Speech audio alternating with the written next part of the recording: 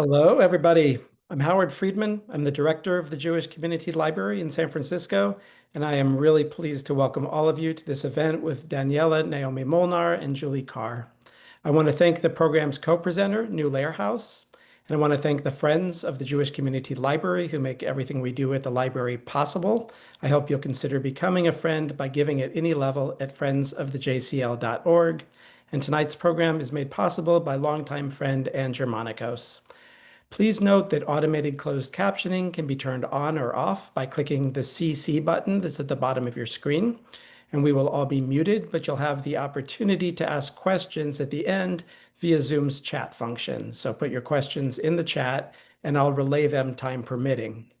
And now to introduce our speakers. Daniela Naomi Molnar is joining us from Portland. She's not only an author, but an extraordinary artist who makes her own paint with pigments and the water that she forages.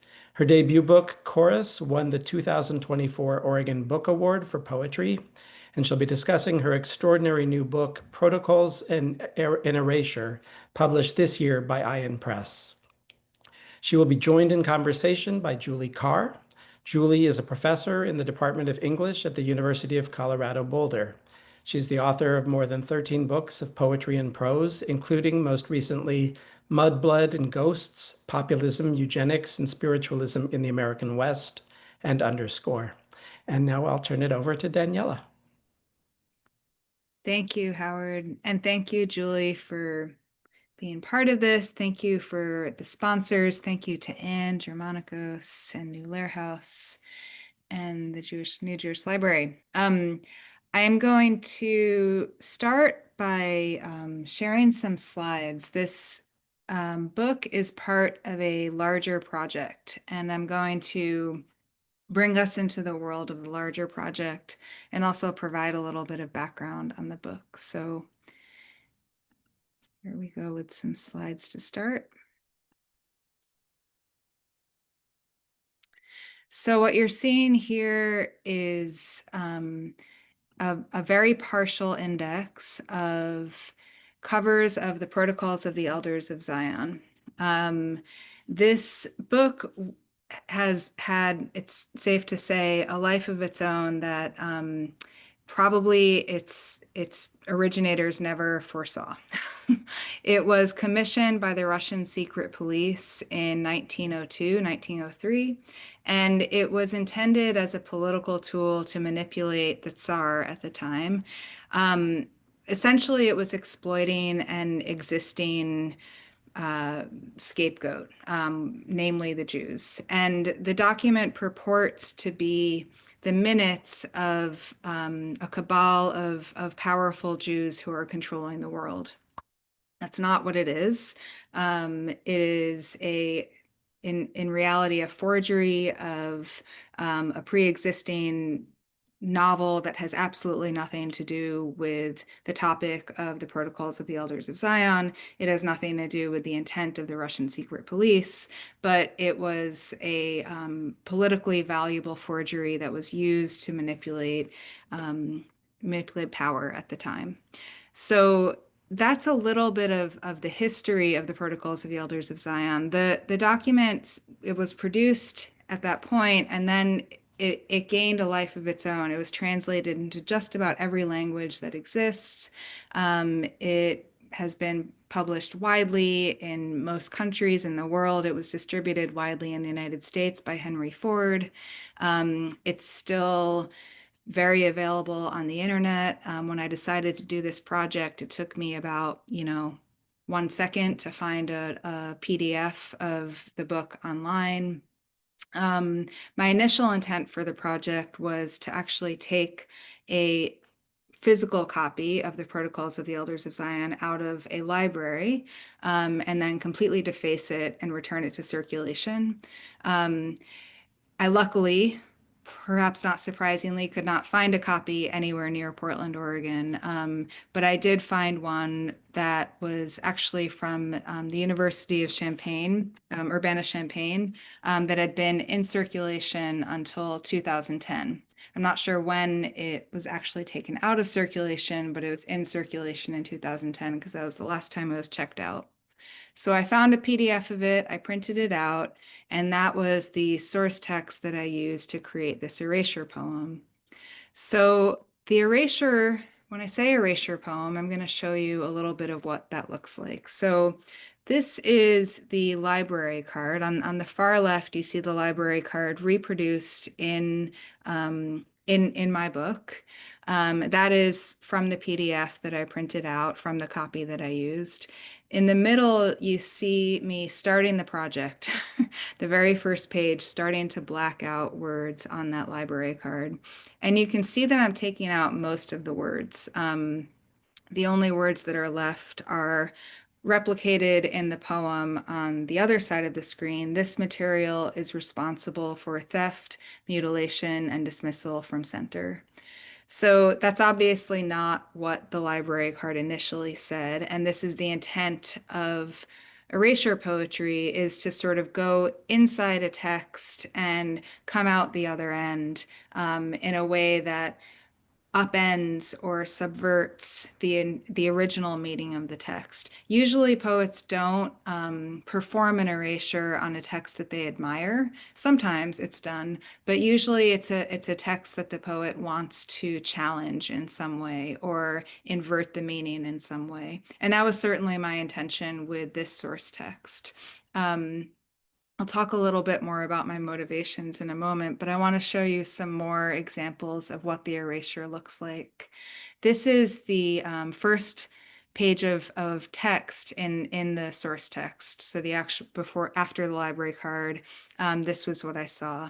And you can see that there's notes from whoever had checked this out and made notes in the library book at some point. That image is reproduced on the cover. That serpent that you see there, you'll hear shows up quite a bit in the poems and in the essay.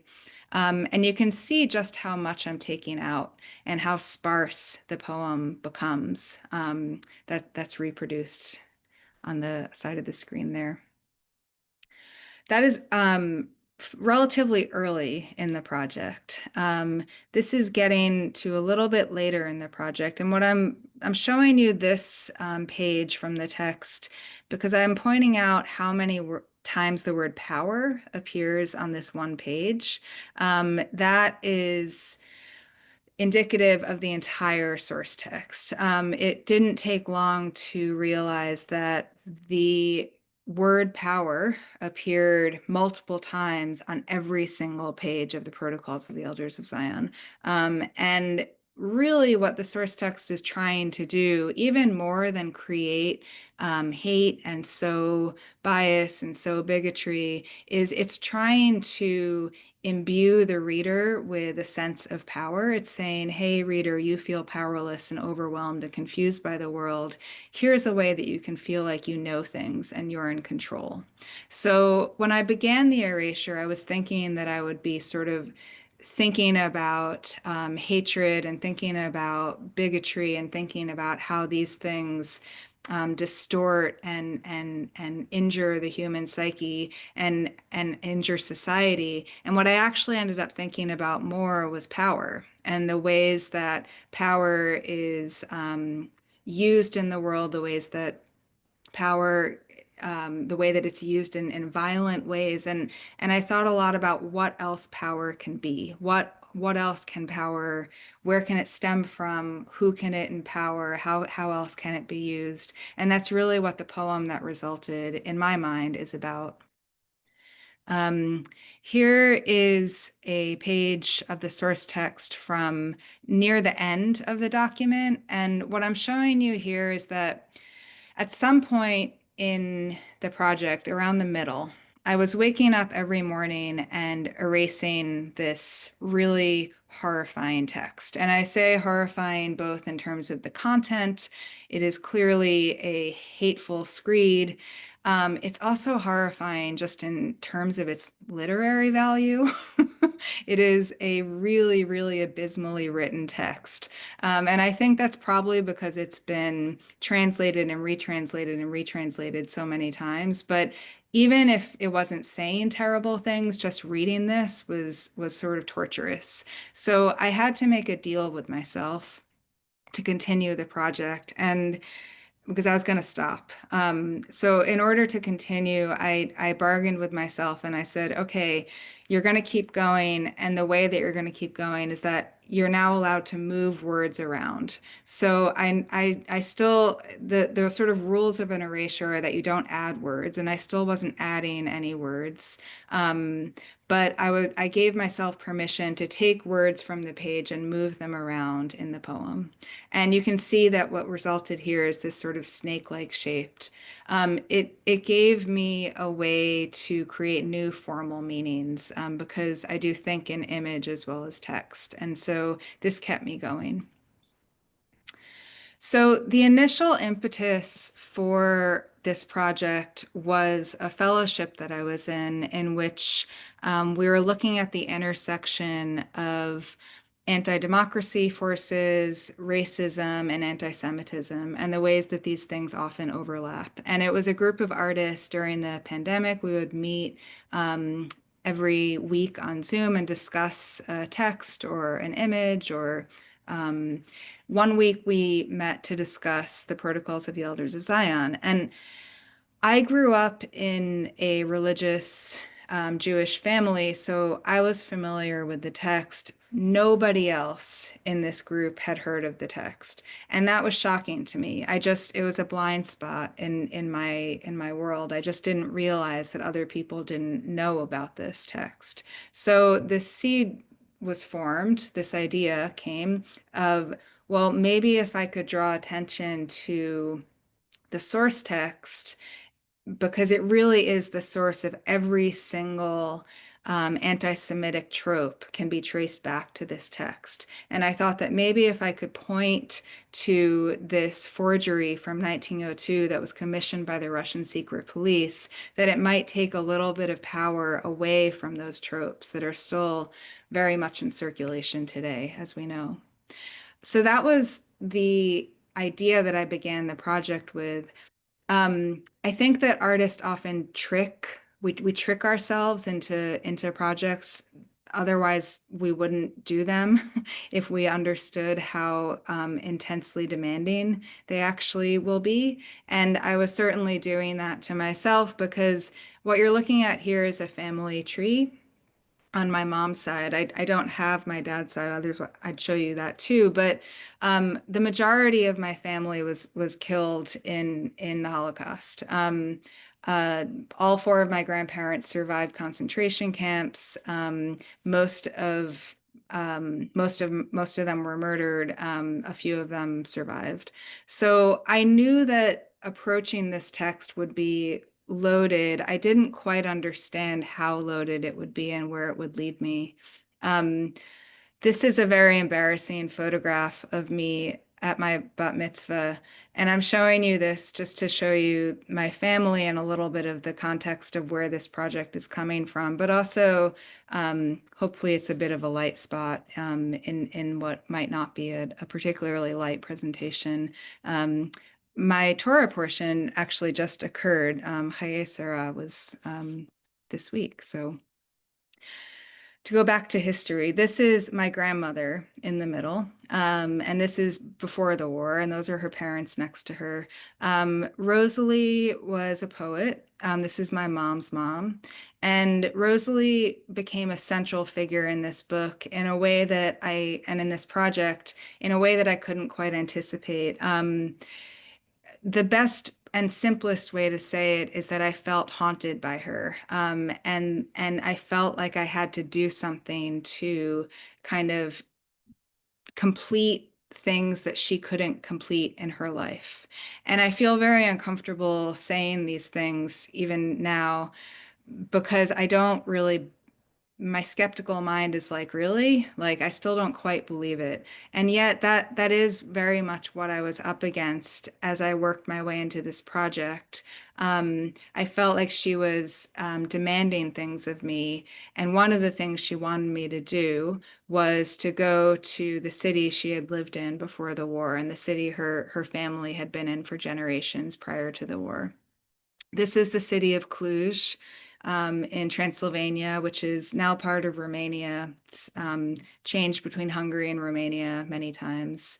So I ended up going here. partly as part of the fellowship I mentioned earlier, partly just on my own. And as you can see, it's a very beautiful city. And I didn't expect that. It's sort of nestled in these beautiful green hills. And it was a strange experience because I was in this gorgeous, European city and wandering these cobblestone streets and having a grand time in some ways. And in other ways, I was confronted with this sort of thing. This is one of my relatives. This is their grave. And I was seeking out, these remnants of Jewish life in this city in which Jewish life has been completely eradicated. Um, the pink apartment on the top there was where my grandmother lived before the war. And I spent a lot of time just standing outside of this apartment. I imagine the inhabitants were like, what is that woman doing? But I was just standing there looking at this apartment and thinking about her life and thinking about the experiences that she had had prior to the war and the experiences leading up to the war. After being in Cluj, I went to Poland, and this was a year later. I went home and then went to Poland. And these are part of my practice, as Howard mentioned, is that I am a visual artist as well as a poet. And this book is part of a larger project that involves painting and pigment making. What you're seeing here are pigments that I made from a former concentration camp outside of Krakow. This is the name of the camp is Płaszów. It has a kind of unique history in that after the war, it just sort of turned into a field. And it's now more formalized in terms of its commemoration. But at the time, it was not, it was sort of just a de facto park. Um, and and there were, children riding bicycles over mass graves and people having picnics. And it was a very complicated place, to say the least. Um, the upside of this complicated place is that because it was this unmaintained field, there were all these weeds flowering when I was there in June. I foraged these weeds and I turned them into the pigments that you see here. And I'm just going to show you a little bit of what that process looks like. This is a small portion of what I think of as an archive, a library. These are all, in my mind, these are all memories of place and time. These are all rocks, flowers, bones, shells, mushrooms, lichen, and I turn them into pigments as a way to access the memories of a place, the memories of a culture, as well as personal memories. So this is a field in Płaszów, and this is Cornilla carinata. It's a weed. It's not a fancy plant. I picked the flowering weed and I put the flowers in a pot. And this is a little bit of what the pigment making process looks like. This is a next step in the process, and then that all dries, and then you grind it up, and you get this very intense powdered pigment. And a lot of this process was done in workshops with mostly who showed up were young Polish people. And what I like to point out about this image is that we're having a really fun time. And I think that's important to point out because we're making pigments from a former concentration camp here, and yet we're laughing and we're enjoying ourselves. And I recognize that, the subject matter that I'm working with is intense and dark and very challenging on an emotional and psychological level, but I have no interest in replicating that violence. What I'm trying to do with all of my work is create outlets that bring joy and love into the world. And pigment making and sharing that is one way that I do it. Poetry is another. So after the pigments that we're making there are using water from the Wisła River, which is pictured here. And this is the pigment that resulted from those purple flowers. So we went from purple flowers to bright yellow gold pigment to gold paint.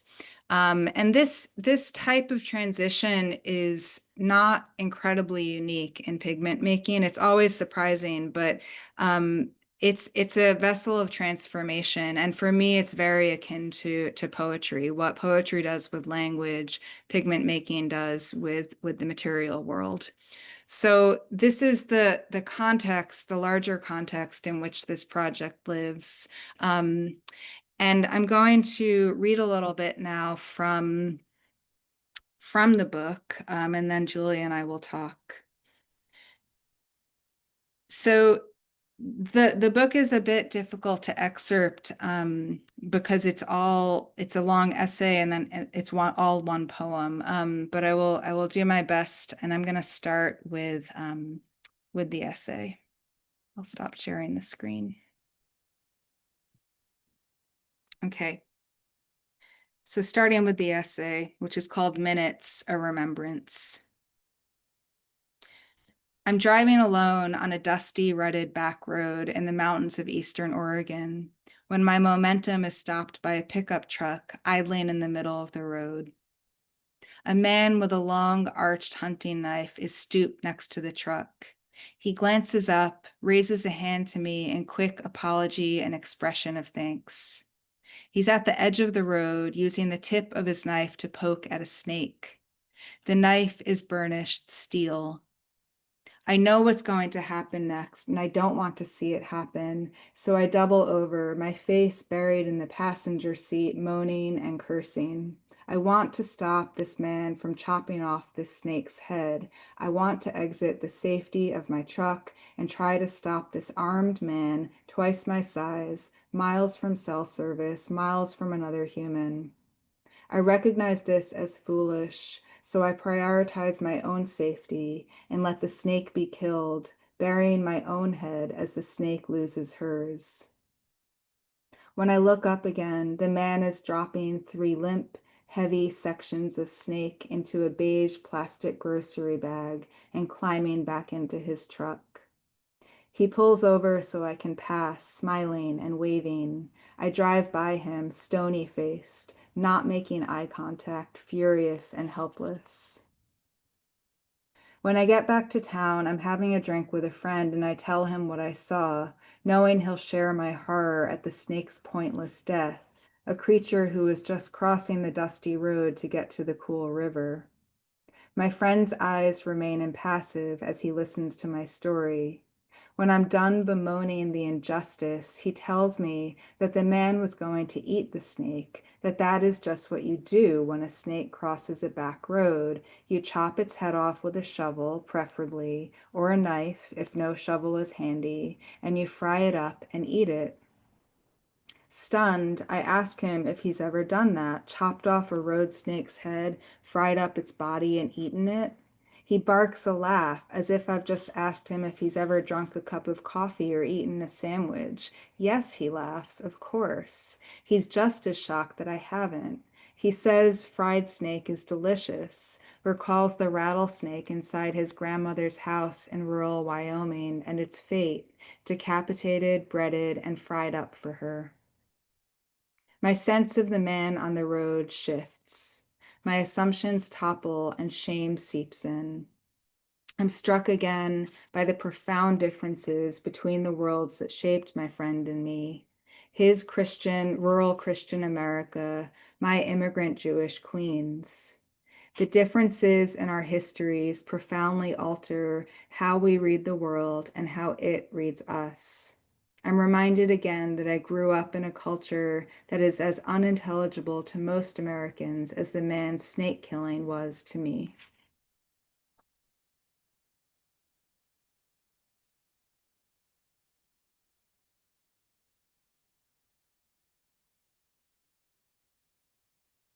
In Jewish mysticism, everything in the world is yesh, which Rabbi Lawrence Kushner describes as isness, beingness, anything that has a beginning or an end, that has spatial coordinates, that has a definition, that is bordered by other things. And it's not just material reality. Love has a beginning, it has an end. You and I are yesh. Everything is yesh.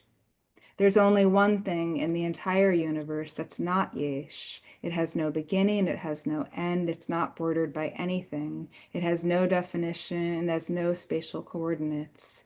This is Ayin Sof, which literally translates as unending or endless, but is often translated as nothing, or nothing with a capital N.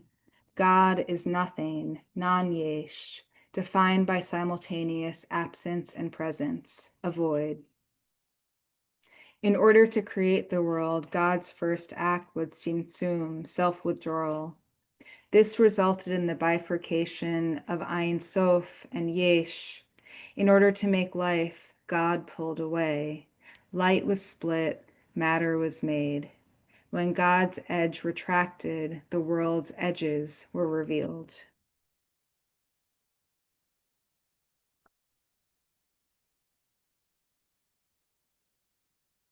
Near the end of her life, Rosalie, it's my grandmother, was interviewed as part of a nationwide effort to document the stories of Holocaust survivors. At the end of the interview, she is given the opportunity to read one of her poems. Reading the poem makes her cry, the only point in the interview during which she shows overt emotion. After the poem is finished, the interviewer asks her when she wrote the poem. Rosalie, I went out to the bathroom during the night in Auschwitz, and I stood there and I wrote my poems. They catch me once in the bathroom. The guard took the poem away from me. Can you imagine what I went through? I was ready to die. Interviewer, did you save the poems? Rosalie, I saved the poems in my head until I went to the hospital, and there I wrote everything over and tried to make it better. I had in my brain everything what I wrote, and when I went to the hospital, I wrote over again. Poetry is not a way to complicate language. A good poem doesn't make itself intentionally inaccessible. Poetry is a way to allow language to hold things that language otherwise cannot hold. Some things can only be said in fragments, surrounded by silence, absence, void. A poem tries to pry open the yesh of language to allow in the Ayin Sof. A poem is a reckless, deliberate, interdimensional act, a finely tuned, lunatic gamble.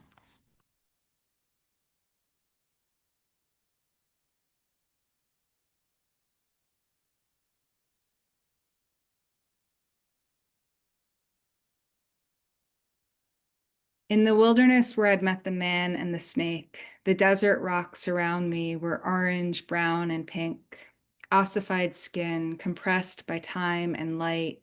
It was sunset, but I was restless, so I parked and hiked a few fast miles to the remains of ancient homes, built of rough rectangles of chipped, ruddy stone stacked against the caves. The bygone dwellings perch atop the cliffs, overlooking rolling juniper valleys. All the homes are oriented towards one large, deep blue, triangle-shaped hill over which the sun was rapidly setting, a blazing orange circle against the peak's angular blue. The dwellings, the mountain, the sunset, the hill, my body, the shifting colors, the petroleum fueling my truck, transience and permanence.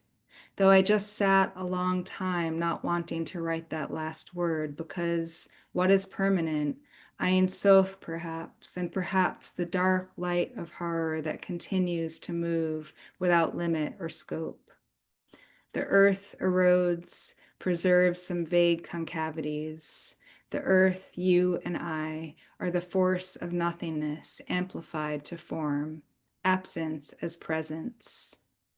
Whatever truth finds life is fast, as in fleeting, as in indelible.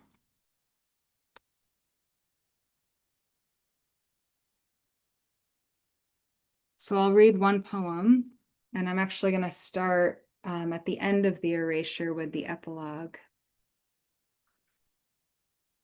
So every word that you hear in the poem is a word from the Protocols of the Elders of Zion. Epilogue.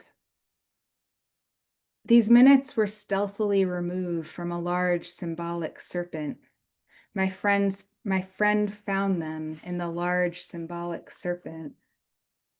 The body of the serpent is made of safe facts, brutish schemes, slyness, and spiritual corruption masquerading as history.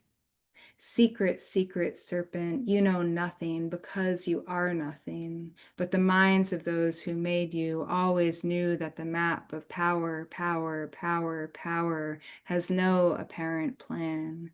Always knew that it's a short distance from fact to a system that keeps the mask indulging fact, keeps power seeming like a super secret mode kept in strict isolation to keep its secret serpent head curving toward its own secret tail, a round devour. Secret serpent, secret, secret serpent. Oh, your decoy heart, made by brutes, always ready to return to the low, closed map they've made of you, always ready to encompass and chain and circle your mosaic of blind eyes, to make of you a secluded universe, to screen power from apparent reach, to keep your head indivisible from your tail. In this system, a circle is a conversion. It can't move, it can't ask. So the serpent, obedient, instilled, traverses the earth, driven by the extent of its apparent purpose, its intensified reign, an unlimited lever of power. The serpent passes over its course, cleverly converting all material life, light, beasts, storms, bloodhounds, whole herds of mysteries to gold, all to gold. So now possession and order, now an army of unregenerate reason, now the useful appearance of hatred independent of fact. Now a system of power rushing with stupendous rapidity across the earth. Dissensions, wars, rumors, famines, epidemics, earthquakes cannot disrupt consciously or unconsciously its very useful control. Ears to hear, eyes to see, eyes to storm, ears to chain, hands to pay, hands to prove, hands to heart, hands to eyes, hands to ears, blood to heart, blood to storm. Is the form of existence unlimited freedom, or is the form of existence stupendous suffering? Is the end the same? Certain light, certain reveal of lost form, certain unlimited freedom. Finally, bonds, belongings, time, labor, history, body, all material life forgiven. Really, really, a heart can enter history, or a body as accomplished fact. It can lose count of its debts, be indebted only to its eyes and its ears, independent of any properties or leaders, independent of humanity, our quarrels, debts, and doubts. A worthy mob of consciousness lives inside material life, has its own history, its own blood. It's a secret as open as the hand, the hour, the day. The extent of nothing is the extent of now. Thank you.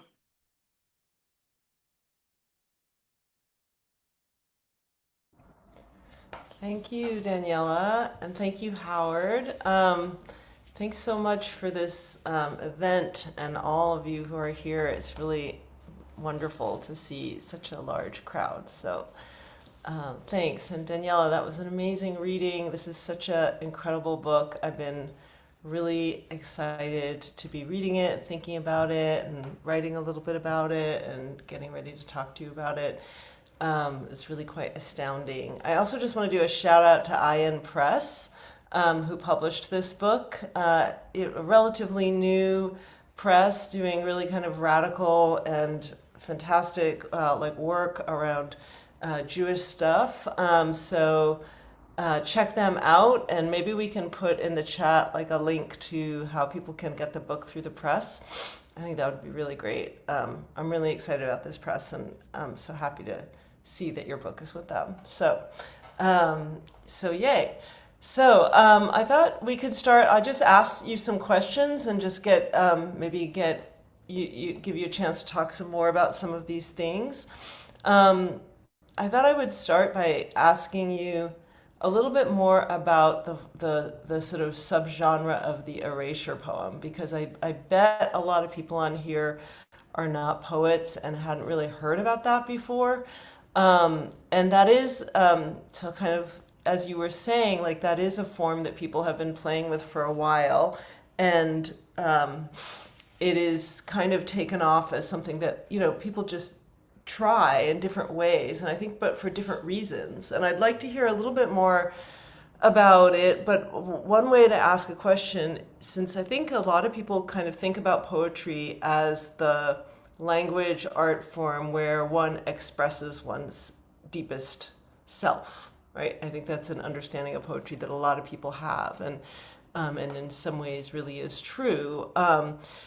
And so it would seem like working with a source text that is not only not yours, not you, but also really is very much aggressively sort of in a way against you or against your people, like would seem like the opposite of what a poem would want to do. So I wanted to hear you like maybe say a little bit more about who you think is speaking when you are writing through a text that you are working with in this way, where all of the language for many, many pages of this book, all of the language is from the protocols and not from quote unquote you. So speak a little bit more about who is speaking, whose voice this is that's speaking through this form.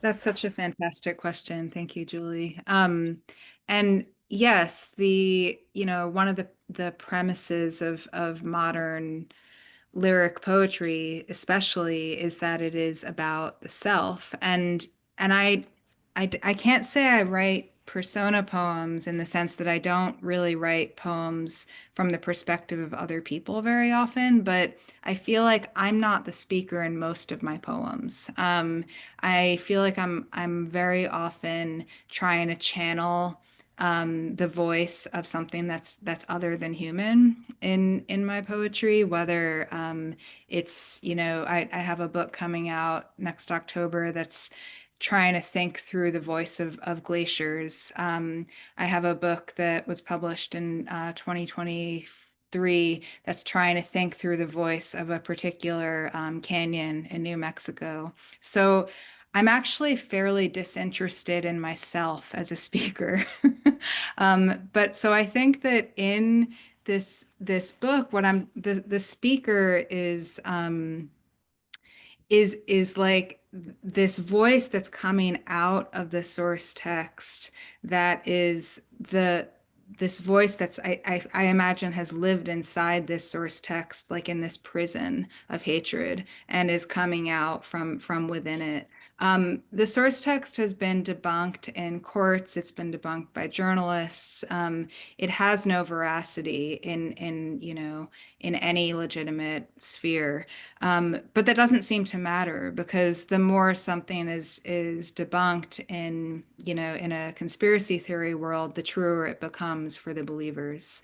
So my intention with this was like to go inside of the text and to kind of come out the other end with something that isn't the text and yet is the text. And so, yeah, and as I was working in it, I was trying to find maybe a simple, maybe a little too simplified, but a simple way to put it as I was trying to find what wasn't hateful, like the tiny kernels of life within this really dead thing, and bring those out. And what resulted, you all, unless you have the book in front of you, can't see the pages, but there is a tremendous amount of blank space on these pages. So a huge amount was removed to try to find those kernels of not hate. But that's who I think is speaking, or what I think is speaking.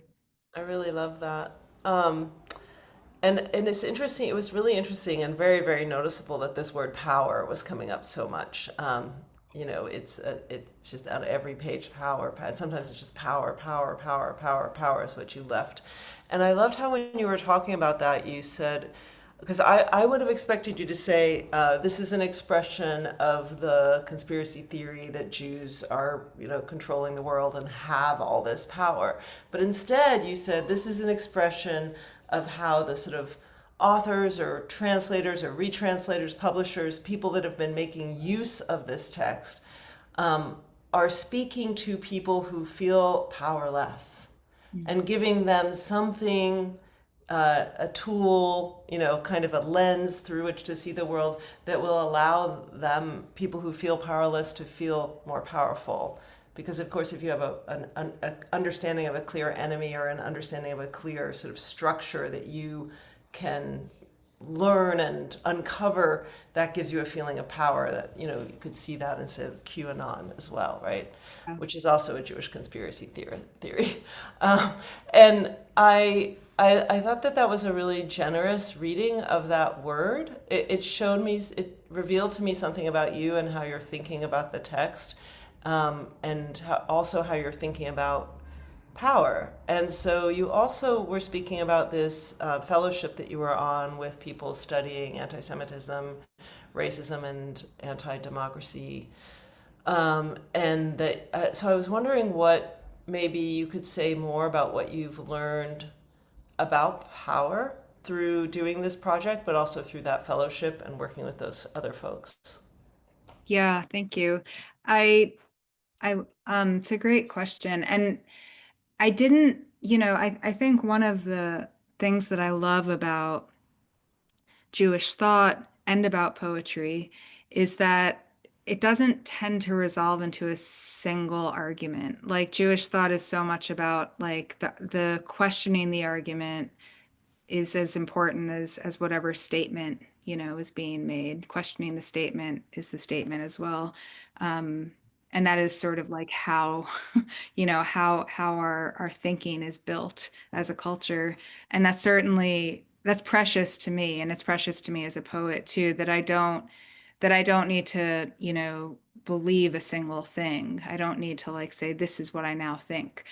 So my understanding of power has changed, but my understanding of power has changed in a way that's sort of in conflict with itself, which is maybe a very Jewish place to end up at this point, where I think the way that I conceive of power in the poem, and you might have heard this in the epilogue, is like it's not a new thought, but where I ended up in the poem was that power is this thing that comes from below. It comes literally from the earth, literally from the ground, and that we possess it inherently. And it's a simple thought, and it's also a very true thought, I think. And I think we very easily forget this form of power that is life itself, and that we all have, and that we can do many, many things with, individually and culturally and socially and politically, if we believe it and use it as such. I think I also, in researching this text and in writing the short essay about the text, it's, power is, an incredibly complicated set of levers that the deeper you look into it, the deeper and more impossible it seems to become. And we are certainly in a moment at which power feels impenetrable, and sort of impossible and very cruel. So both of those things are alive in me, in terms of my thinking about power, and I think both of those things are alive in the text as well. Yeah, I love that idea of things coming up from underground almost. And that brings me to, I think I'll only ask, I had about six more questions, but I know that other people have questions too. So I'm only going to ask one of them, but I'll try to wrap two into one, um, which is to think about the haunting in the text. So for people who haven't read it, the erasure is the first sort of maybe third to, I don't know, maybe half of the book. And then there's, if I'm getting the order right, the essay comes next, and then a long poem towards the end, right? And in the essay, you speak about it's a kind of a fragmented essay thing. It's sort of one, it's constellated essay, one thing, then another thing, and they're all related. I'd love to hear more about how they're all related, but for another time. But the question is really about the way in which you felt haunted by your grandmother, Rosemary. Rosalie or Rosemary? Sorry. Rosalie, yeah. Rosalie, let me get it right. Yeah. Rosalie. And and about the trauma in your family, and how I'll just read something that you wrote, which was, I grew up in the shadow of trauma layered with the dogged cultural re-traumatization particular to post-Holocaust Jewishness, a culture that was and is intent on freezing its members in a state of haunting, not only by disregarding the possibility of healing, but by actively obstructing it. And I wanted to hear more about the way in which healing is obstructed by the post-Holocaust Jewish culture in the diaspora, or how you see that happening, and whether this project was in some way an attempt to move beyond that feeling of being haunted, not only haunted, but held in place by the trauma. I'll start at the end. Yes, absolutely. This project, I'm so suspect of the word healing because I think Me it's too. sort of monetized and, cheapened in so many ways. But this really was a very healing project, in the sense that I didn't mention this in your previous question, but one of the things this book has taught me that certainly other projects have taught me, but it's become so vivid in this book for me in sharing this book, is the ways that every work of art is made in collaboration. And I certainly didn't make the book alone. I'm not sharing alone, but I've learned so much from sharing it, the questions, the ideas, the conversations that have resulted. So that's another form of power that's become very real to me, through this project. And it's also, a component of the healing, but really it's I'm in a strange moment creatively in some ways. I feel like I'm beginning to move beyond this moment just in the last few weeks, because I'm making new things currently. But for many, many years, I feel like the thing that I've been working through is this haunting, like for probably 15 years. And it was the sort of, fire below my creative practice. And I couldn't name it for a long time. And then once I could name it, I was like, what do I do with this? And now I feel like I'm like, oh, I think I'm free. I think Mm. that's no longer the fire below my creative practice. How amazing. And I can make other things. So, yes, to the end of your question, and to the previous part of your question, some of the ideas in that excerpt you read came from Naomi Klein and her book Doppelganger, which I found to be a brilliant book. And I don't think I agree with absolutely everything she said, but what she said about feeling frozen in a state of non-healing resonated for me. I feel like this is true of many children and grandchildren of survivors, is it wasn't discussed. Like it wasn't a thing that I could work through because there was no like platform to work through it. So I had to create my own methodology, and the only way I've ever known to work through anything challenging is to make art from it, and so that's what I did. But I feel like the well-intentioned desire to sort of shield me as a child and then me as a teenager and then me as a young adult from the horrors that had shaped their lives and really had shaped my parents' lives in a secondary way. It was well intentioned, but it creates this void. And what do we do in a void? We freeze. We don't know what to do. So yeah, the book and the larger project of which it's a part was very much an attempt to move outside of that. and it worked, shockingly. Yeah, and I think that yeah, the combination of people not being able to or willing to talk, but also um, with the imperative to never again, to not forget, right? And so you're both needing to remember the trauma again and again and again without actually being allowed to really or being able to really process. So that's in Right. a particular kind of a bind that I hear a lot from families of survivors. And then yeah, I also really wanted to just underscore what you just said about the creative process. I think artists often feel that whatever that fire is that's coming often from a trauma, often from a childhood trauma, that's urging us to be artists, that if we ever move beyond it, we'll have nothing we can do. Like we'll become non-artists. We'll have no reason to create anything, and then we'll be completely lost. And I love that you're telling us not so true. You actually will find something else. So that's really Yeah. beautiful. Yeah, it's true. Um, You will find something else. And I think that that something else is, in my experience so far at least, is um, way more enjoyable. mm. Yeah.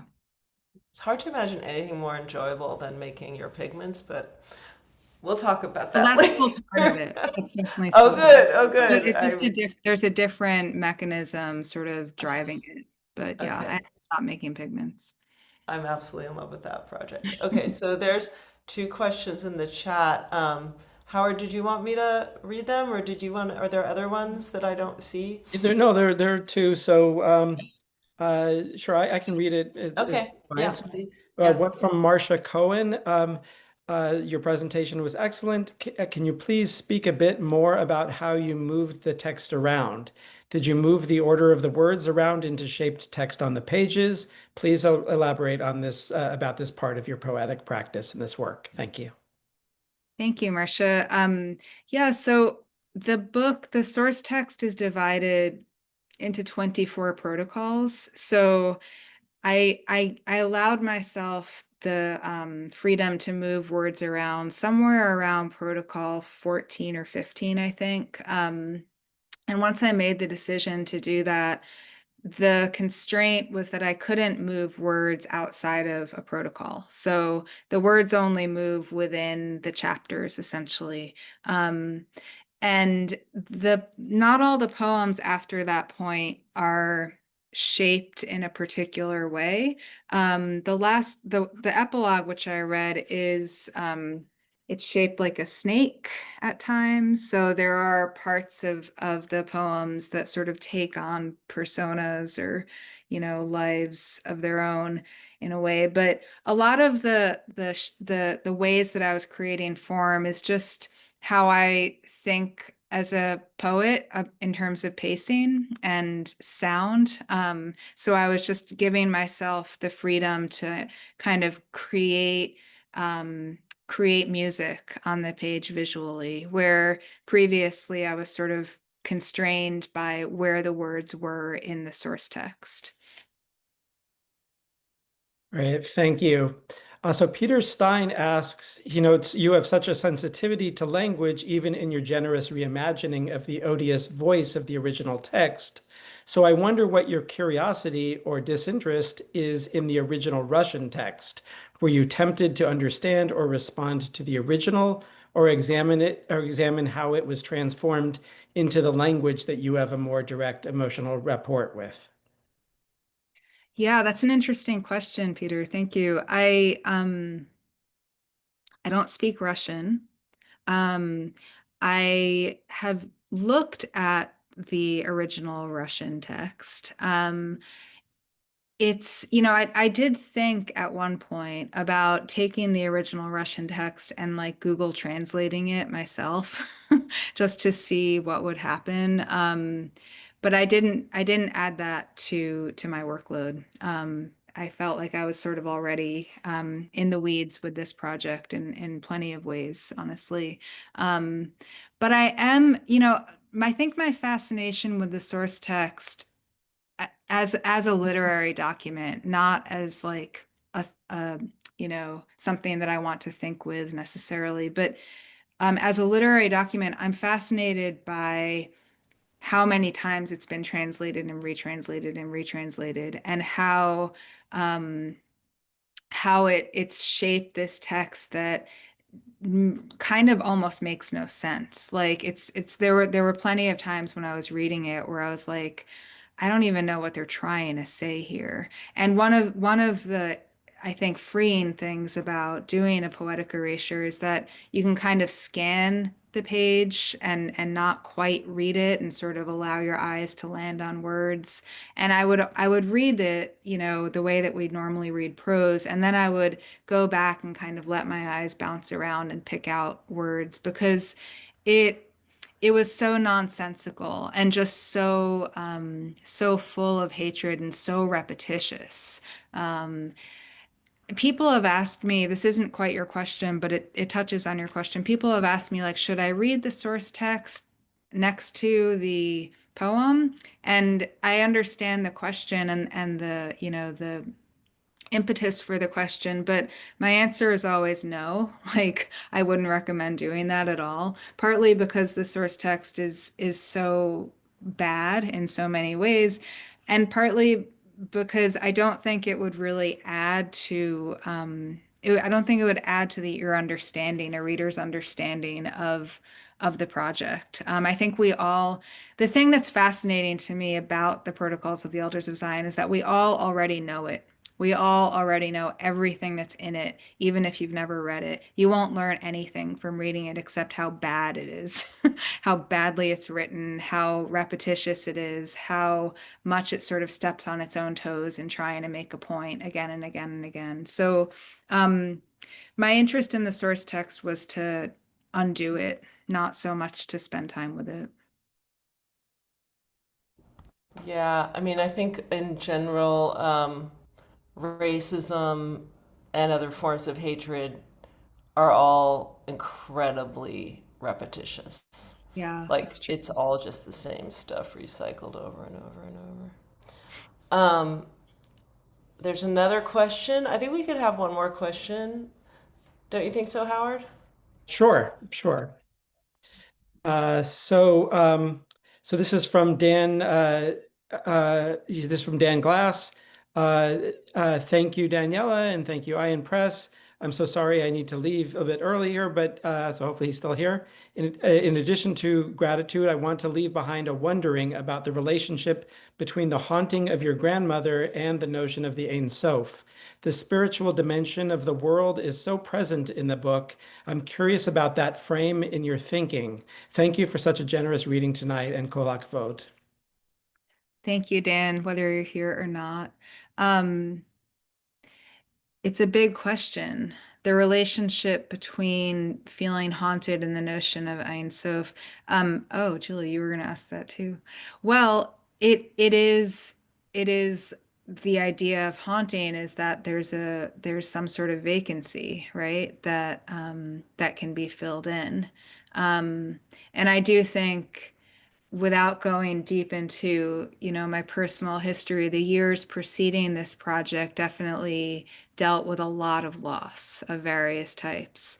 And there was plenty of vacancy in my life, in my spiritual body.